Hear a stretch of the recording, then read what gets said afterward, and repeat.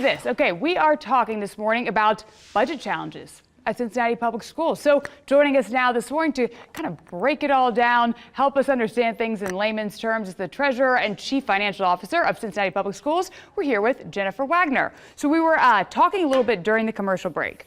The budget challenges, if you were to try to put it in the most simplistic terms for people, how would you describe it? So the current state budget bill has language in it that could bankrupt school districts. So public education in the state of Ohio is really at risk of fiscal tragedy, so to speak.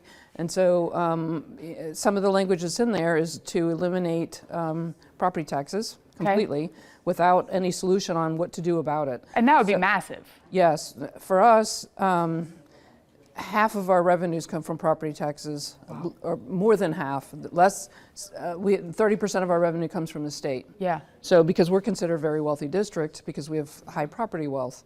And so what they're trying to do is alleviate property tax pain for our voters and homeowners, but there's not a great solution. You know, the state funding formula has been ruled unconstitutional 4 times. Yeah. And they tried to fix it with the fair funding formula. But it's still too heavily reliant on property wealth. Yeah. And so and now they're not funding it completely. And so it's really hurting the district. Some language in the budget bill says to convert what they call fixed sum levies, which means our voters approved a fixed sum amount to be raised every year for us. We have 3 of them that total about $165 million. And so if they were to eliminate those, a third of our budget would go away, or a third of our revenues would go away. We don't know if that'll be phased in or if it'll be immediate.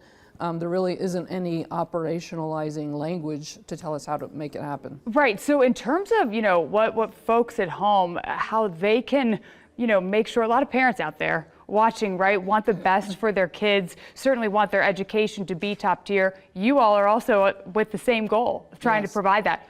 So what can parents do? What can they look out for? What should they know? How can they act? They should call their legislators and tell them not to vote against that language.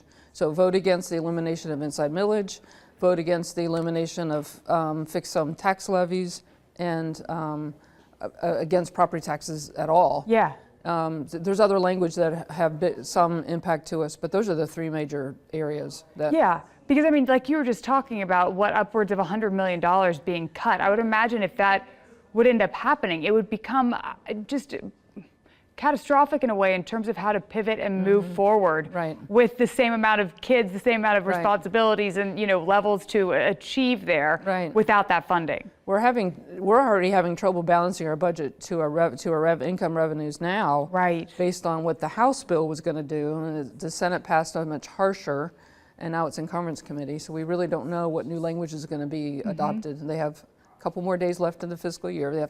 They have to adopt by June 30. That's right. We have to adopt the budget by June 30, so we're just kind of guessing. But we're having to change the way we do business. We can't continue to fund the things we funded. So for example, we have a levy on the ballot that's $48 million in November. It's a renewal, so it's not raising taxes. In today's purchasing power, that $48 million is now $66 million. Wow. So we have to, we're always in cutting mode, right? So just to keep even, because our property taxes don't grow with inflation. Right, and so the last thing that you need is, like, you're already burning the candle at one end. The last thing you need is funding being taken off from the other end. For people to find more information, maybe if they want to get into the weeds, with it, like I like to do, where could they go to kind of find out more about what we're talking about here today? So probably the easiest thing to do would be to watch the school board meeting. And they're televised. Or go to our webpage, cps-k12.org.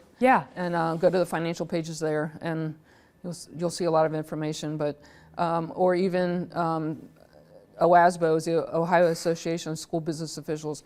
They have a lot of financial and legislative information for that can help educate people too. Absolutely, Jennifer Wagner with Cincinnati Public Schools. We appreciate you for taking the time here today on the Morning Extra. Thanks for having me.